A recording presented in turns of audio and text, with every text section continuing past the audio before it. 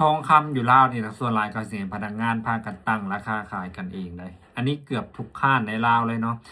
เจอมากับตัวเลยทุกคนเนาะมื้อนี้ก็เลยสิมาเว้าสู่ทุกคนฟังเป็นประสบการณ์ที่แบบถึงเอาเปรียบพะนะเนาะคือเรื่องมันมีอยู่ว่าช่วงต้นปีอะนะข่อยกับเมย์2 คนเนาะพากันไปซื้อทองคำก็คือมีคำอยู่บาทหนึ่งอยากไปเพิ่มมันเป็น2 บาทนะเนาะทุกคนเนาะก็เลยพากันไปห้านทองแห่งหนึ่งอยู่สวรรณเขตนี่แหละเพราะว่าข่อยก็เป็นคนสวรรณเขตเนาะหลังจากที่เข้าไปในห้านทองคำห้านนั้นก็คือพนักงานก็หุ่มมาใส่เนาะมีพนักงานประมาณ4-5 คนนี่แหละก็เลยไปทำไปถามเพิ่นว่าคำบาท1 บาทเท่าใดเนาะพนักงานก็บ่อยากบอกได้เนาะแล้วก็เอาคำนั้นนะไปให้เบิ่งเนาะไปเบิ่งว่าอยากมาเปลี่ยนอยากมาเพิ่มเนาะจากบาทหนึ่งก็อยากมันเป็น2 บาทแบบนี้นะที่เขาไปในห้างแล้วข่อยถามประมาณ2-3 ครั้งนี่แหละว่าคำบาท1 บาทเท่าใด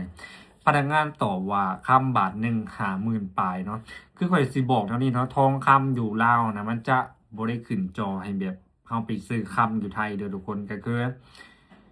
มันจะบ่มีป้ายราคานะเนาะก็คือเฮาต้องอาศัยถามพนักงานเอาได้เข้าไปทำอิฐก็ถามไปเทื่อนึงก็บ่บอกเนาะถามไป2 เทื่อพนักงานจึงบอกว่าทองคำบาทหนึ่ง50,000ปลายเนาะเป็นหยังเขาจึงตอบแนวนั้นก็คือพวกพนักงานขายคำอยู่ลาวนี่นะเขาจะใส่หัวได้เพราะว่าถ้าเฮาไปซื้อนี่เขาสิบอกว่าทองคำมันขึ้นแต่ถ้าเฮาไปขายเขาสิบอกว่าทองคำมันแพงนี่เขาใส่แผนนี่เลยทุกคนก็คือเอามีคำอยู่บาทหนึ่งแม่นบ่ก็คือพากันเอาไปเปลี่ยนให้มันเป็น2 บาทเนาะหลังจากนั้นเพิ่นก็ไปติดน้ำหนักแล้วก็ไปรวมเงินอีกอย่างต่างๆเนาะก็คือเขาต้องไปตื่มเงินนะ59,800 บาทเนาะก็คือจากคำบาทหนึ่งมาเพิ่มให้มันเป็นคำ2 บาทเนาะมันเป็นสอยนะทุกคนก็ต้องได้ตื่มเงินอยู่59,800 บาทเนาะเขาก็เลยรู้สึกว่าป้อมันคือแบบมันโตนกันแห้งอะนะเพราะว่า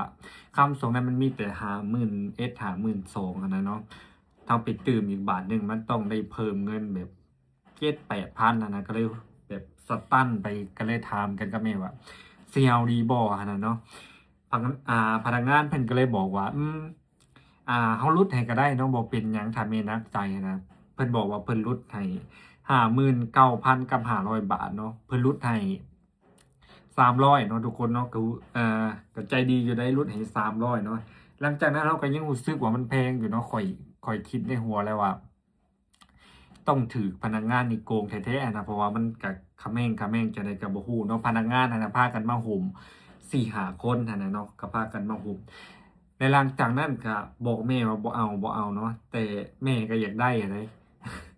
แม่ก็อยากได้เนาะก็เลยพนักงานน่ะพากันถามว่าแม่อยาก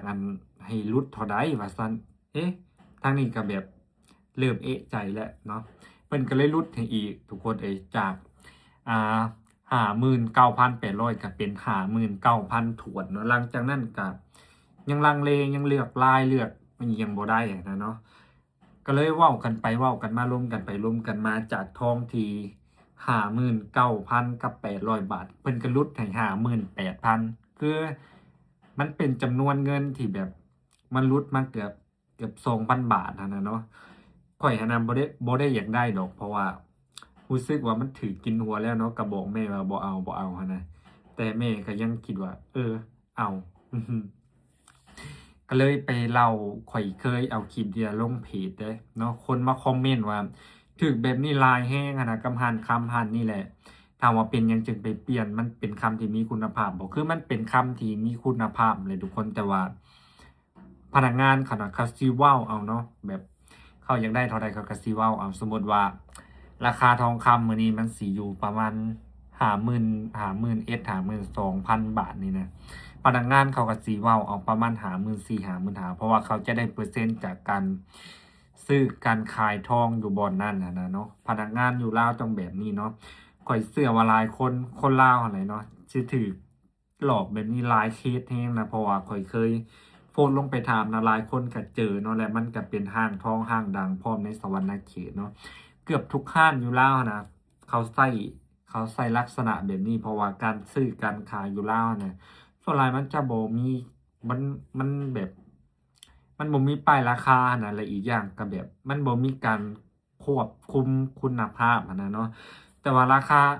เปอร์เซ็นต์ของค่านี่มันก็ผ่านเกณฑ์อยู่นะแต่ว่าเรื่องพนักงานนี่ยังบ่เข้มงวดพอเนาะทุกคนเนาะอันนี้ก็คือ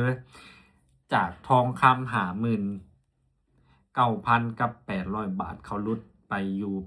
1,000กับ800 บาทคือทองคำมันบ่สามารถลดให้กันได้แบบนั้นและอีกอย่างมันก็บ่แม่น เจ้าของห้านอะนะเขาก็เป็นเพียงพนักงานอะนะมันบ่สามารถรุดแถวได้ปานนั้นดอกเนาะแต่ด้วยความที่ว่าแม่ข้อยอยากได้อะนะก็เลยจำเป็นต้องอยากได้ก็เอาโลดไปซี้น่ะเนาะทุกคนแต่พอมาคิดเบิ่งอีกเทื่อหนึ่งก็รู้สึกแบบเสียหัวนะแต่ว่าก็ยังดีเนาะช่วงนี้ทองคำมันก็เริ่มขึ้นราคามาอีกแล้วเนาะตอน